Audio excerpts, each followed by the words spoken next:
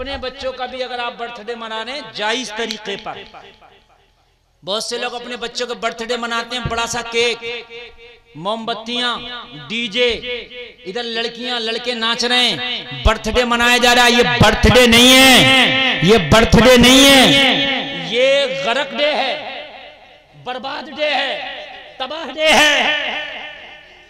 ये बर्थडे नहीं है। बर्थडे ये है कि बच्चे की पैदाइश की खुशी मना रहे हो, मनाओ, गरीबों की दावत करो, लोगों को खाना खिलाओ, गरीबों को कपड़े बनाओ, मिलाद शरीफ की महफिल सजाओ, कुरान खानी कराओ, लोगों को अपने बच्चे की पैदाइश की खुशी में जो गरीब है उनकी मदद कर दो, लोगों कुरान खानी करा दो, मिलाद खानी करा दो। ये बर्थडे इस तरीके से मनाया जा सकता है, जायज है, ताकि उसमें उस बच्चे की उम्र की बरकत की दुआएं हो, उस बच्चे की अच्छी जिंदगी रहे, इसके लिए दुआएं हो। बेशक, जिंदाबाद। ये बर्थडे नहीं है केक कट रहा। केक का क्या मतलब है भाई? अच्छा, केक से बर्थडे से मेरे आज तक कॉम्बिनेशन ही समझ में नहीं आया क्या है भाई? केक का और इंसान के बर्थडे का मसला क्या है? या तो केक काटने का मतलब ये समझ लो जैसे केक काट रहा है ऐसे ऐसे इसकी जिंदगी कट रही है, ये भी समझ सकते हैं। तो ये भी सही नहीं है। तुम काटने आए हो, यहाँ जोड़ना आए हो, बात है कि नहीं? केक का कोई मतलब ही नहीं। अरे बड़े बड़े अय्याशियां हो रही हैं, तुम बड़े बड़े शहरों में जाओगे, मुसलमान बुरा गए बुरा। हाँ, ये नाच रहे हैं, नाच, केक खा रहे हैं, मुंह को लगा रहे हैं, मुंह को चपेट दे रहे हैं, मुंह को। हाँ, ये बुरा गए बुरा, समझ रहे हैं? और उसके अंदर वो नाच गाने, वो डांस, शराबे तक पी जा रही हैं, शराबे तक। यही बात है। बहुत मौलवी की नहीं मान के दे रहे हैं। मैंने कहा मत मान मौलवी की, मरेगा जब ही, जब तेरी मौत अल्लाह ने लिख दी है। कितने भी केक काट ले, एक दिन नहीं बढ़ेगा तेरी जिंदगी का। जो एक दिन बढ़ जाए, एक दिन नहीं, एक लम्हा नहीं बढ़ेगा, एक सांस नहीं बढ़ेगी, मरेगा जब ही जब अल्लाह ने लिख दी। कहा कितने केक काटेगा?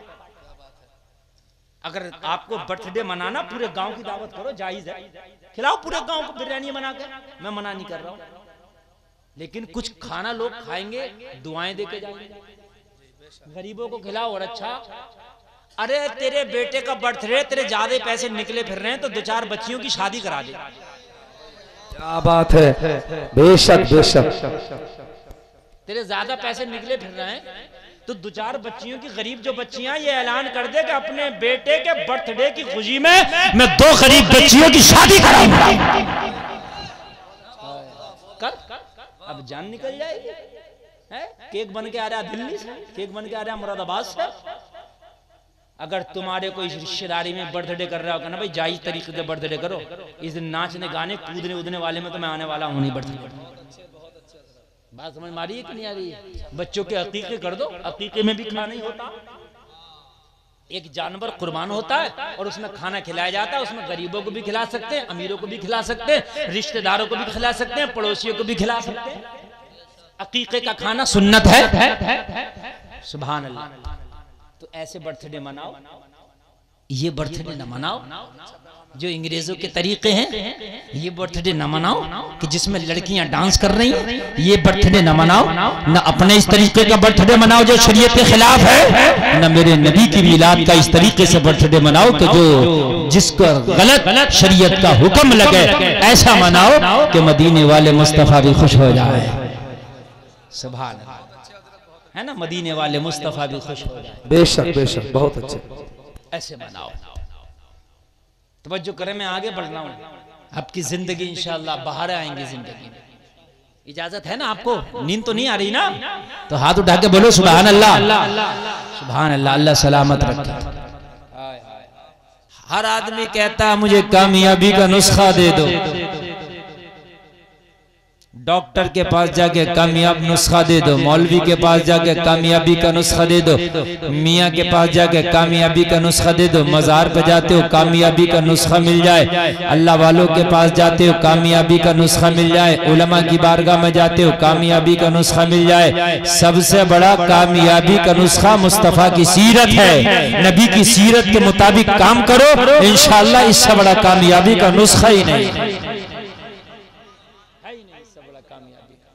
थोड़ा आवाज बढ़ा दो एक बार, और ऑपरेटर साहब थोड़ा सा बढ़ा दो। बहुत अच्छा आपका साउंड बोल रहा, थोड़ा इनका कॉलम का आवाज बढ़ाइए वापसी का। हाँ, समझ रहे हैं आप? कॉलम का बढ़ाइए। Hello hello hello. हाँ ठीक है, ई को नहीं, बस आवाज बढ़ना चाहिए। कामयाबी का नुस्खा मुस्तफा की सीरत क्या है? अब मैं थोड़ा सा इन गोशे पे बोलूंगा तो आप जो है इंशाल्लाह सुनेंगे और आपको उस पर लगेगा कि दिल कहेगा नहीं, मुस्तफा की सीरत के मुताबिक जिंदगी गुजारना चाहिए। लगेगा इंशाल्लाह, लगेगा मुस्तफा की सीरत।